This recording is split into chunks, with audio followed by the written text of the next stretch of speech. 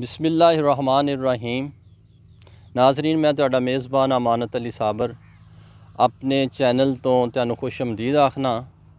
दोस्तों, अज असी राणा साहब दे नाल राणा मोइन साहब जी इन्हां कोलों थोड़ा जिहा टाइम लिया है ते असी तुहानू कल्टीवेशन ऑफ शुगर कैन यानी कि कमाद की काशत के बारे अपनी मालूमात तुहाडे नाल शेयर करांगे। ये इन्होंने एक एकड़ तो भी कुछ ज़्यादा है, 9 कनाल है, 8 कनाल तो ज़्यादा रकबा इन्हों को इन्होंने नाजरीन कमाद की काश्त की है और ये ही इन्होंने प्याज लाया हुआ है। और उस तो बाद मज़े वाली गल एक होर है, असी पहले तो नहीं कमाद धनिया देखा, इन्होंने धनिया लाया है तो इंशाअल्लाह ताला ये धनिया इस वक्त तुहाडे व्यूज़ दे विच तुसीं देखोगे ना तो काफ़ी वड्डा वड्डा होया है। ज़्यादा बेनीफिट इन्हों इस धनिए का भी होएगा क्योंकि अग्यों गर्मी आ रही है, धनिए की इंपोर्टेंस जी होनी है वो बहुत ज़्यादा होनी है। ये अल्लाह की रहमत नाल बहुत ज़्यादा महंगा विकेगा मार्केट दे विच। ते ये वीडियो बनाउण दा भी तुहाडे नाल यही मकसद है कि जिन्हां दी थोड़े बहुती किसान भाइयों की ज़मीन है नाजरीन दी, वो भी इस तरीके नाल अपनियां 1 2 3 फसलां एक ज़मीन च काश्त करके ते ज़्यादा तो ज़्यादा मुनाफा लै सकते हैं। ये हुण तां असीं सारियां गल्लां बातां राणा साहब कोलों पुछदे हां कि इन्हां ने इस तो पहले किस तरह ज़मीन से ये किहड़ी फसल सी, किस तरह तैयारी की है, सारी तुहानूं मालूमात दसणगे। राणा साहब अस्सलाम वालेकुम जी। सर जी, तुहानूं असीं तकलीफ दित्ती है जी, तुसीं पढ़े लिखे लगते हो, तुसीं मेरे ख्याल दा साइंटिफिक तरीके नाल अपने अपने एक ज़हन नाल, क्योंकि आम बंदे साडे ज़मींदार भाई पहले बथेरियां काज सारे वाही करन दे इन्नी देर तो। हाँ जी, ये तुहाडा यानी कि तुहानूं किस तरह आइडिया आया कि असीं एक ज़मीन दे विच 3 फसलां अपना ना साडा तकरीबन हैगा कि साडे कोल कंबो बरादरी वगैरह बैठी हुई है। अच्छा अच्छा अच्छा, हाँ वो बड़े अच्छे। हाँ जी, उन्होंने देखीदा है उन्होंने किस तरह वो काम करते हैं। वो एक ठीक है, असीं ते सिर्फ प्याज धनिया वगैरह लगाया है कमाद दे विच। जी जी, वो अपना तंबाकू ते प्याज लगाउंदे ने ज़्यादा। अच्छा अच्छा अच्छा, सही, तंबाकू ते प्याज भी लगाउंदे ने। हाँ जी, उस तो इलावा कमाद दे विच मकई भी लगदी है एक साइड दे उपर, पकावी लग जाती है। हाँ जी, अच्छा सर जी, असीं हुण तुहानूं सिर्फ ये थोड़ी जी तकलीफ देनी है। हाँ जी हाँ जी, कि इस तो पहले ये ज़मीन खाली सी या इहदे विच तुसीं कोई फसल काश्त कीती सी? नहीं, इहदे विच पहलों बंद गोभी सी। अच्छा, बंद गोभी। हाँ जी, बंद गोभी दा ते इन्ना मेरे ख्याल रेट नहीं कि तुसीं अगेती लाई सी? अगेती गोभी सी भादों दी। अच्छा, भादों सौण भादरों वाली। हाँ जी हाँ जी, अगेती। ते वो जिहड़ी तुसीं गोभी लाई सी, ओह च कोई तुहानूं बचत होई इहदे चों? बस हालात दे नाल ही ऐतकी रेट कम सीगा। अच्छा अच्छा, आप बेची या तुसीं अगे किसी? नहीं, असीं खुद ही सेल कीती है, आप ही सेल करी दी है मंडियां च लैके गए हो ते कुछ रेट सही होंदे? किन्ना ज़्यादा ज़्यादा रेट किन्ना रहा ऐतकी अगेती गोभी दा? पहलों तोड़ा 20 लाख रुपए तक भी गोभी सेल हुई। 4000 रुपए दा तोड़ा जिहड़ा ना सेल हुंदा, तोड़ा सेल हुंदा सी ते एकड़ 20 लाख दा। हाँ जी, एकड़ 20 लाख दा माशाअल्लाह। यानी कि कहिंदे सी उस वक्त 4000 1700 सौण भादरों दे असू करते दे नाल ना अगेती गोभी जिहड़ी है ना उन्हां दी ऐतकी रेट ठीक रहा है। अच्छा अच्छा, बस छेते बेचारे जिहड़े ना उस तो बाद लेट उन्हां दा थोड़ा जाके कोरोना दी वजह तो थोड़ा जिहा ना। अच्छा, तुसीं वैसे सारी हासिल कर लई सी गोभी? असीं तकरीबन फिर भी ठीक रहा माशाअल्लाह ना। अच्छा अच्छा, ठीक, यानी तुहाडे माशाअल्लाह ठीक रहा, कोई 8-10 लाख एकड़ दे गया या कि नहीं? हाँ जी, शुक्र यानी माशाअल्लाह। चलो, क्योंकि ये सच्ची गल है, असीं असल च ना एक चैनल बनाया होया एग्रीकल्चर का, ते असीं सच्चाई, तुसीं भी माशाअल्लाह मजहबी बंदे भी लगते हो, तो ये सच्चाई जिहड़ी है लोकां नूं दसणी है ताकि वो भी इस तरह ना करके उंज ते वीडियो यूट्यूब ते भरी पई है, कई तरीके घर बैठे वीडियो बनाई जा रहे हैं। तो असीं इस वजह तो इस तकलीफ च यानी कि नाजरीन की मालूमात वास्ते उन्हां दे नाल अपनी एक दूजे नाल जिहड़ी मालूमात शेयर करन नाल ना काफ़ी फायदा हो जाता है। अच्छा, हुण तुसीं सानूं राणा साहब दसना कि अच्छा उस तो बाद तुसीं ये गोभी खत्म कर दी? हाँ जी, गोभी खत्म करन तो बाद एक दफ़ा हल चलाया। हाँ, ये तैयारी यानी एक डिटेल सारे नाज़रीन एक दफ़ा हल चलाया जी जी, हल चलाउण तो बाद ਇਹਦੇ ਉੱਪਰ ਰੂਟਰ ਮਾਰਿਆ। ਹਾਂਜੀ, ਸਹੀ ਗੱਲ। ਰੂਟਰ ਮਾਰਨ ਤੋਂ ਬਾਅਦ ਇਹਨੂੰ ਤਕਰੀਬਨ 20 ਤੋਂ 25 ਦਿਨ ਦਾ ਇਹਨੂੰ ਵਕਫਾ ਦਿੱਤਾ ਹੈ। ਅੱਛਾ, ਫਿਰ ਜਾਨੀ ਇਹਨੂੰ ਗੈਪ ਦੇ ਦਿੱਤਾ, ਹਵਾ ਲੱਗੇ, ਗੈਪ ਦਿੱਤਾ। ਅੱਛੀ ਗੱਲ। ਉਸ ਤੋਂ ਬਾਅਦ 4 ਤੋਂ 5 ਸੀਆਂ ਲਗਾ ਕੇ ਜੀ ਜੀ ਇੱਕ ਦਫਾ ਸੁਹਾਗਾ ਜੀ ਜੀ ਫੇਰ ਕੇ ਫਿਰ ਇਹਦੇ ਸਿਆੜ ਕੱਢੇ ਨੇ। ਇਹ ਰੇਜ਼ਰ ਨਾਲ ਸਿਆੜ ਕੱਢੇ ਸੀ? ਹਾਂਜੀ, ਰੇਜ਼ਰ। ਕਿੰਨੇ ਕਿੰਨੇ ਫੁੱਟ ਤੇ ਆ? ਇਹ ਤਕਰੀਬਨ 3 ਫੁੱਟ। 3 ਫੁੱਟ ਤੇ ਆ। ਅੱਛਾ ਰਾਣਾ ਸਾਹਿਬ, ਇੱਕ ਹੋਰ ਸਵਾਲ ਅਸੀਂ ਕਰਨਾ ਕਿ ਇਹ ਸਿਆੜ 3 ਫੁੱਟ ਦੇ ਨਿਕਲ ਗਏ, ਹਾਂਜੀ, ਤੁਹਾਡਾ ਵੀ ਤਜਰਬਾ ਹੋਏਗਾ, ਤੁਸੀਂ ਆਪਣੇ ਵਾਲਦੈਨ ਦਾ ਵੀ ਸੁਣਿਆ ਦੇਖਿਆ ਹੋਣਾ ਕਿ ਇਹਦੀ ਗਹਿਰਾਈ ਤਕਰੀਬਨ ਕਿੰਨੀ ਕੁ ਹੋਣੀ ਚਾਹੀਦੀ, ਯਾਨੀ ਕਿ ਥੱਲੇ ਸਿਆੜਾਂ ਦੀ? ਗਹਿਰਾਈ ਤਕਰੀਬਨ ਥੋੜਾ ਗਹਿਰਾ ਹੋਏਗਾ ਤੁਹਾਨੂੰ ਜ਼ਿਆਦਾ ਗਹਿਰਾ ਹੋਏਗਾ ਜਿਹੜੀ ਤੁਸੀਂ ਉੱਪਰ ਫਸਲ ਲਗਾਉਣੀ ਹੈ ਨਾ ਉਹਦੇ ਨਾਲ ਤੁਹਾਨੂੰ ਉਹ ਪਾਣੀ ਵਗੈਰਾ ਨਾਲ ਡੁੱਬਣ ਦਾ ਕੋਈ ਮਸਲਾ ਨਹੀਂ ਬਣਦਾ। ਹਾਂਜੀ ਜ਼ਰੀ ਮਾਹਿਰੀਨ ਤੇ ਕਹਿੰਦੇ ਕਿ ਤੁਸੀਂ ਨਾ ਫੁੱਟ 1.5 ਫੁੱਟ ਤੱਕ ਤਕਰੀਬਨ ਇਹਨੂੰ ਹਲ ਖੋਦ ਕੇ ਨਾ ਥੱਲੇ ਉਹ ਤੇ ਆਪਣਾ ਜਿਹੜਾ ਹਲ ਚਲਾਉਣਾ ਨਾ ਉਦੋਂ ਤੇ ਗਹਿਰਾਈ 'ਚ ਜਾਂਦੇ ਰਹਿਣਾ, ਜਦੋਂ ਮੇਨ ਹਲ ਚਲਾਉਣ ਦਾ ਮਕਸਦ ਹੀ ਇਹ ਹੁੰਦਾ ਆ ਅੱਛਾ ਕਿ ਜ਼ਮੀਨ 'ਚ ਗਹਿਰਾਈ ਤੱਕ ਹਲ ਚੱਲ ਜਾਏ, ਪੋਲ ਮਿਲੇ ਜ਼ਮੀਨ ਨੂੰ, ਪੌਦਾ ਯਾਨੀ ਕਿ ਅੱਛੀ ਆਪਣੀ ਬੜੋਤਰੀ ਹੋਵੇ। ਸਹੀ ਗੱਲ ਹੈ। ਤੁਸੀਂ ਫਿਰ ਉਸ ਰੇਜ਼ਰ ਨਾਲ ਯਾਨੀ ਕਿ ਖੇੜਾ ਕੱਢਦੇ ਇਹਦੇ ਰੇਜ਼ਰ ਦੇ ਨਾਲ ਇਹਦੇ ਸਿਆੜ ਬਣਾਏ ਨੇ ਜੀ ਸਿਆੜ ਬਣਾਉਣ ਤੋਂ ਬਾਅਦ ਇਹਦੇ ਵਿੱਚ ਗੁੱਲੀਆਂ ਕਮਾਦ ਦੀਆਂ ਕੇਰੀਆਂ ਗਈਆਂ। ਅੱਛਾ ਸਰ ਜੀ ਇਹ ਦੱਸੋ ਕਿ ਤੁਸੀਂ ਵੈਰਾਈਟੀ ਕਿਹੜੀ ਲਾਈ ਹੈ? ਇਹ ਚੰਗ 59 ਇਹਦੀ ਕੋਈ ਖੂਬੀ ਤੁਹਾਨੂੰ ਪਤਾ ਹੈ ਕਿ ਕੀ ਹੈ? ਇਹਦਾ ਹੈ ਕਿ ਮਿੱਠਾ ਵਗੈਰਾ ਅਗਰ ਖੁਦ ਗੁੜ ਵਗੈਰਾ ਬਣਾਉਣਾ ਹੋਵੇ ਨਾ ਤੇ ਮਿੱਠੇ ਦੇ ਹੱਕ 'ਚ ਬਹੁਤ ਬਿਹਤਰ ਆ। ਉਹ ਬਿਹਤਰ ਹੈ ਯਾਨੀ ਕਿ ਅਗਰ ਤੁਸੀਂ ਸੇਲ ਵੀ ਕਰਨਾ ਤਾਂ ਮੇਰਾ ਵਜ਼ਨ ਜ਼ਿਆਦਾ ਹੋਏਗਾ, ਯਾਨੀ ਇਹਦੇ ਵਿੱਚ ਸ਼ੂਗਰ ਜ਼ਿਆਦਾ ਹੈ, ਰਸ ਜ਼ਿਆਦਾ ਫਿਰ ਇਹੀ ਫਾਇਦਾ ਦੇ ਸਕਦੀ ਹੈ। ਪੋਲਾ ਜ਼ਿਆਦਾ ਆ, ਚੂਪਣ ਦੇ ਹੱਕ 'ਚ ਵੀ ਬਿਹਤਰ ਆ, ਬੱਚਾ ਵਗੈਰਾ ਵੀ ਨਾ ਚੂਪ ਸਕਦਾ ਹੈ। ਅੱਛਾ ਜਿਹੜੇ ਤੁਸੀਂ ਸੰਮੇ ਬਣਾਏ ਨੇ ਉਹਨਾਂ ਤੇ ਕਿੰਨੀਆਂ ਅੱਖਾਂ ਹੋਣੀਆਂ ਚਾਹੀਦੀਆਂ ਨੇ?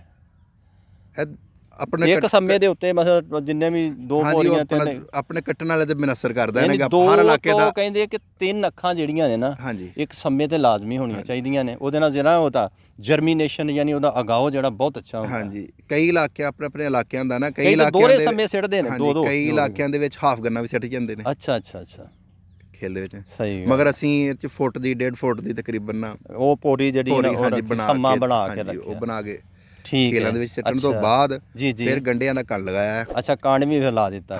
ਸੁੱਕੇ 'ਚ ਲਾ ਦਿੱਤਾ ਜਾਂ ਪਾਣੀ ਲਾ ਕੇ ਲਾਇਆ? ਨਹੀਂ ਇਹ ਸੁੱਕੇ ਦੇ ਵਿੱਚ, ਸੁੱਕੇ 'ਚ ਲੱਗ ਗਿਆ ਗੰਡਿਆਂ ਦਾ ਕਣ। ਹਾਂਜੀ ਗੰਡਿਆਂ ਦਾ ਕਣ ਲਗਾ ਕੇ ਉਸ ਤੋਂ ਬਾਅਦ ਫਿਰ ਇੱਕ ਸਾਈਡ ਦੇ ਉੱਪਰ ਧਨੀਆ ਲਗਾ ਦਿੱਤਾ ਗਿਆ। ਧਨੀਆ ਮਾਸ਼ਾਅੱਲਾ।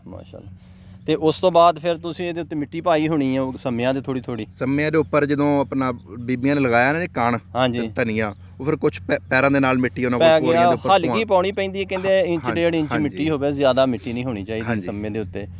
ਉਸ ਤੋਂ ਬਾਅਦ ਫਿਰ ਤੁਸੀਂ ਪਾਣੀ ਇਹਨੂੰ ਲਾ ਦਿੱਤਾ? ਫਿਰ ਇਹਨੂੰ ਪਾਣੀ ਫੁੱਲ ਲਾਈਦਾ ਜਾਂ ਕਿ ਮਾੜਾ? ਪਾਣੀ ਇਹਨੂੰ ਆਪਣਾ ਤਕਰੀਬਨ ਲਾਉਣਾ ਕੇ ਹਿਸਾਬ ਨਾਲ, ਜਿਹੜਾ ਉੱਪਰ ਤੁਸੀਂ ਧਨੀਆ ਵਗੈਰਾ ਦਾ ਬੀਜ ਲਗਾਇਆ ਨਾ ਉਹਨੂੰ ਅਰੇਂਜ ਪੂਰੀ ਮਿਲੇ ਤੇ ਤੁਹਾਡੀ ਜਰਮੀਨੇਸ਼ਨ ਪੂਰੀ ਹੋ ਜਾਏ। ਸਹੀ ਕਹਿ ਰਹੇ ਹੋ।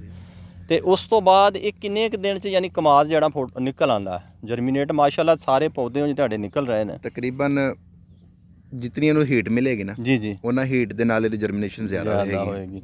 ਇਹ ਤੁਸੀਂ ਕਿਹੜੀ ਤਾਰੀਖ ਨੂੰ ਲਾਇਆ ਸੀ? ਇਹ ਤਕਰੀਬਨ ਅਸੀਂ 20 ਜਨਵਰੀ ਤੱਕ। 20 ਜਨਵਰੀ ਯਾਨੀ ਕਿ ਤੁਸੀਂ ਬਹਾਰੀਆ ਕਾਸ਼ਤ ਨੂੰ ਕਹਿੰਦੇ ਨੇ, ਫਰਵਰੀ ਟੂ ਮਾਰਚ ਜਿਹੜੀਆਂ ਨੇ ਇਹਨੂੰ ਬਹਾਰੀਆ ਕਾਸ਼ਤ ਨੂੰ ਕਹਿੰਦੇ ਨੇ। ਠੀਕ ਹੈ। ਤੇ ਹੁਣ ਇਸ ਤੋਂ ਬਾਅਦ ਤੁਸੀਂ ਇਹਨੂੰ ਗੋਡੀ ਛੋੜੀ ਦਿੱਤੀ, ਖਾਦਾਂ ਦਾ ਕੀ ਸ਼ਡਿਊਲ ਹੈ? ਪਹਿਲੇ ਕੋਈ ਡੀਏਪੀ ਪਾਈ ਹੈ? ਪਹਿਲਾਂ ਹਜੇ ਤੱਕ ਇਹਨੂੰ ਨਹੀਂ ਖਾਦ ਪਾਈ, ਕਿਉਂਕਿ ਗੋਭੀ ਦੇ ਲਾਉਣ ਲੱਗਿਆ ਵੀ ਨਹੀਂ ਪਾਈ ਹੈ, ਕਿਉਂਕਿ ਗੋਭੀ ਦੇ ਵਿੱਚ ਇਹਨੂੰ ਤਕਰੀਬਨ 10 ਤੋਂ 12 ਤੋੜੇ ਜਿਹੜੇ ਨਾ ਖੇਤ ਨੂੰ ਪਹਿਲਾਂ ਪਏ ਹੋਏ ਸੀਗੇ। ਅੱਛਾ ਉਹ ਕਿਹੜੀਆਂ ਖਾਦਾਂ ਸਨ? ਡੀਏਪੀ ਤੇ ਯੂਰੀਆ। ਇਸ ਵਕਤ ਜੋ ਤੁਸੀਂ ਕਿਹਾ ਕਿ ਜ਼ਮੀਨ ਜ਼ਰਖੇਜ਼ ਹੈ, ਜ਼ਰਖੇਜ਼ ਹੈ, ਤੇ ਉਸ ਤਰ੍ਹਾਂ ਇਹਨੂੰ ਵਾਹ ਕੇ ਸਾਰਾ ਸਿਸਟਮ ਕਰਕੇ ਹੁਣ ਇਹਨੂੰ ਆਪਣਾ ਗੋਡੀ ਇਹਦੀ ਕਰਵਾ ਛੱਡੀ ਹੈ। ਅੱਛਾ ਸਹੀ। ਹੁਣ ਇਹਨੂੰ ਅਲਹਮਦੁਲਿਲਾ ਇੱਕ ਡੀਏਪੀ ਦੀ ਬੋਰੀ, ਇੱਕ ਯੂਰੀਆ ਦੀ ਬੋਰੀ ਮਿਕਸ ਕਰਕੇ ਤੇ ਇਹਨੂੰ ਮਾਰਾਂਗੇ। ਅੱਛਾ ਉਸ ਤੋਂ ਬਾਅਦ ਧਨੀਆ ਵਗੈਰਾ ਪਟਿਆ ਜਾਏਗਾ। ਆਹੋ ਇਹ ਤਾਂ ਪਟਿਆ ਜਾਣਾ, ਧਨੀਆ ਪਟਿਆ ਜਾਏਗਾ, ਪਿਆਜ਼ ਵਗੈਰਾ ਵੀ ਪਟਿਆ ਜਾਏਗਾ। ਫਿਰ ਇਹਦੇ 'ਚ ਹਲ ਚਲਾ ਕੇ ਖੁੱਲੇ ਦਿਲ ਨਾਲ ਫਿਰ ਇਹਨੂੰ ਹਲ ਚਲਾ ਦਿੱਤਾ ਜਾਏਗਾ ਕਿ ਆਪਣਾ ਫਿਰ ਦੂਸਰੀਆਂ ਚੀਜ਼ਾਂ ਖਤਮ ਹੋ ਜਾਣਗੀਆਂ ਤੇ ਸਿਰਫ ਕਮਾਦ ਆਪਣਾ ਬੜੋਤੀ ਪਕੜਦਾ ਰਹੇਗਾ। ਅੱਛਾ ਰਾਣਾ ਸਾਹਿਬ ਇਹ ਦੱਸਣਾ ਕਿ ਤੁਸੀਂ ਇਹਦੇ 'ਚ ਬੀਜ ਕਿੰਨਾ ਪਾਇਆ? ਯਾਨੀ ਕਿ ਵੈਸੇ ਅਗਰ ਤੇ ਵਜ਼ਨ ਦੇ ਲਿਹਾਜ਼ ਨਾਲ ਕਹਿੰਦੇ 100 ਤੋਂ 120 ਮਣ ਪੈਂਦਾ, ਤੇ ਇਹ ਕਿੰਨੇ ਕੁ ਮਰਲੇ ਬਣ ਜਾਂਦਾ? ਇਹ ਤਕਰੀਬਨ ਅਸੀਂ ਪਾਇਆ ਪੋਰੀ ਦੇ ਨਾਲ ਪੋਰੀ ਜੋੜ ਕੇ। ਹਾਂਜੀ ਫਾਸਲਾ ਵਿੱਚੋਂ ਨਹੀਂ ਛੱਡਿਆ ਹੈ। ਠੀਕ ਹੈ। ਸਾਡੇ ਤਕਰੀਬਨ 8 ਮਰਲੇ ਜਗ੍ਹਾ ਜਿਹੜੀਆਂ ਨਾ ਇਹ ਲੱਗੀ ਹੈ। ਇਹ ਲੱਗੀ ਹੈ। ਸਹੀ ਹੈ। ਠੀਕ। ਅੱਛਾ ਹੁਣ ਰਾਣਾ ਸਾਹਿਬ ਦੂਸਰਾ ਹੈ ਤੇ ਮਾਸ਼ਾਅੱਲਾ ਹੁਣ ਇਸ ਵਕਤ ਤੇ ਤੁਹਾਡਾ ਕਮਾਦ ਬਿਲਕੁਲ ਠੀਕ ਹੈ, ਇਹਦੀ ਜਰਮੀਨੇਸ਼ਨ ਵੀ ਅੱਛੀ ਹੋ ਰਹੀ ਹੈ। ਦੇਖਿਆ ਨਾ ਮੈਂ ਛੋਟੇ ਵੀ ਪੌਦੇ ਯਾਨੀ ਕਿ ਬਹੁਤ ਜ਼ਿਆਦਾ ਨਿਕਲ ਰਹੇ ਨੇ।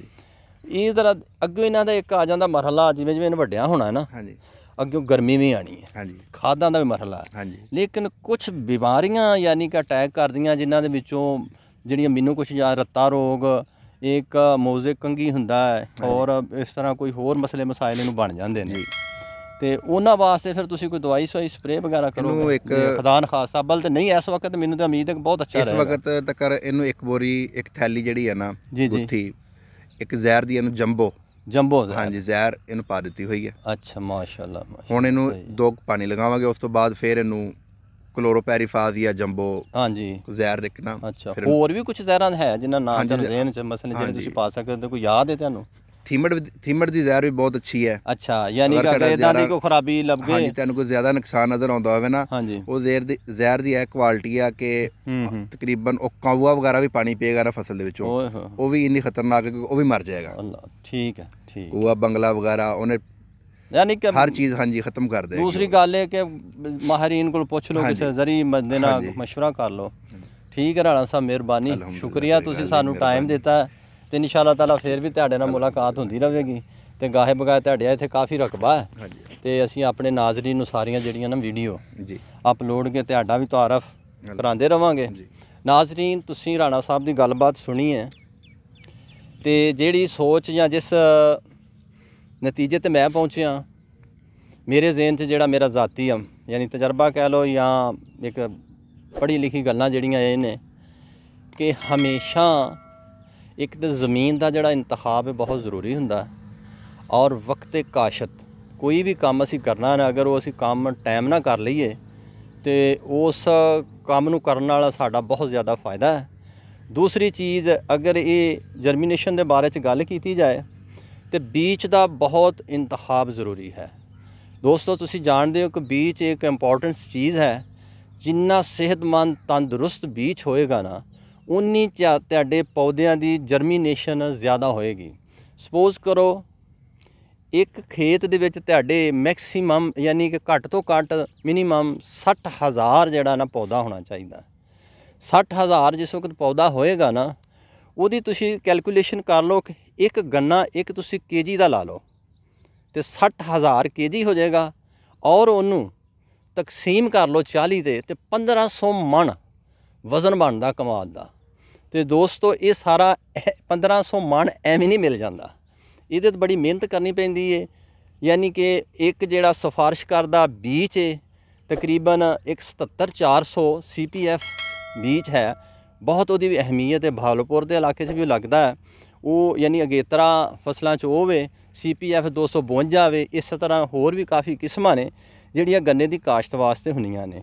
ਇਹ ਤੁਸੀਂ ਆਪਣੇ ਕਿਸੇ ਜ਼ਰੀ ਮਾਹਿਰੀਨ ਦੀ ਰਾਏ ਲੈ ਕੇ ਜਿਹੜੇ ਰਿਕਮੈਂਡਡ ਬੀਜ ਨੇ agriculture department government of Pakistan ਦੇ, ਅਗਰ ਤੁਸੀਂ ਉਹਨੂੰ ਕਾਸ਼ਤ ਕਰੋ ਤੇ ਇਹ ਕੋਈ ਬਹੁਤਾ ਮੁਸ਼ਕਲ ਨਹੀਂ, 1200-1500 ਮਣ ਜਿਹੜਾ ਤੁਸੀਂ ਆਪਣੇ ਕਮਾਦ ਦੀ ਪੈਦਾਵਾਰ ਲੈ ਸਕਦੇ ਹੋ। ਇਹ ਤੁਹਾਡੇ ਸਾਹਮਣੇ ਖੇਤ ਹੈ, ਯਾਨੀ ਇੱਕ ਰਿਐਲਿਟੀ ਤੇ ਅਸੀਂ ਵੀਡੀਓ ਬਣਾ ਰਹੇ ਹਾਂ। ਇਹਦੇ ਵਿੱਚ ਰਾਣਾ ਸਾਹਿਬ ਨੇ 3 ਫਸਲਾਂ ਇਸ ਤੋਂ ਪਹਿਲੇ ਉਹਨਾਂ ਨੂੰ ਗੋਭੀ ਬੀਜੀ, ਯਾਨੀ ਕਿ ਇਹਦੇ ਵਿੱਚ ਹੀ ਉਹ ਦੱਸ ਰਹੇ ਨੇ ਤੁਹਾਨੂੰ ਕਿ 8-10 ਲੱਖ ਤੱਕ ਜਿਹੜਾ ਨਾ ਉਹ ਸਾਨੂੰ ਮਾਰਜਨ ਦੇ ਗਈ ਹੈ। ਤੇ ਦੋਸਤੋ, ਕਿਸਾਨ ਭਾਈਓ, ਇਸ ਤਰ੍ਹਾਂ ਤੁਸੀਂ ਵੀ ਆਪਣੀਆਂ ਜ਼ਮੀਨਾਂ ਦੇ ਵਿੱਚ ਰਾਣਾ ਸਾਹਿਬ ਨੇ ਜਿਸ ਤਰ੍ਹਾਂ ਗੱਲਾਂ ਬਾਤਾਂ ਦੱਸੀਆਂ ਜਾਂ ਕੁਝ ਸਾਡੀ ਨਾਕਸ ਜਿਹੜੀ ਮਾਲੂਮਾਤ ਹੈ ਉਹਨਾਂ ਨੂੰ ਸੁਣਦਿਆਂ ਅਗਰ ਸਾਡੀਆਂ ਚੰਦ ਇੱਕ ਗੱਲਾਂ ਵੀ ਤੁਹਾਡੇ ਜ਼ਿਹਨ 'ਚ ਪੈ ਗਈਆਂ, ਇਹਨਾਂ ਦੇ ਨਾਲ ਤੁਹਾਡੀ ਪੈਦਾਵਾਰ 'ਚ ਵੀ ਇਜ਼ਾਫਾ ਹੋਏਗਾ। ਤੁਹਾਡੀ ਪੈਦਾਵਾਰ 'ਚ ਇਜ਼ਾਫਾ ਹੋਇਆ ਤੇ ਮੁਲਕ ਦੀ ਪੈਦਾਵਾਰ 'ਚ ਇਜ਼ਾਫਾ ਹੋਏਗਾ। ਮੁਲਕ ਦੀ ਪੈਦਾਵਾਰ ਬਿਹਤਰ ਹੋਈ ਤੇ ਸਾਡੀ ਮੁਆਇਸ਼ਤ ਸਹੀ ਹੋਏਗੀ।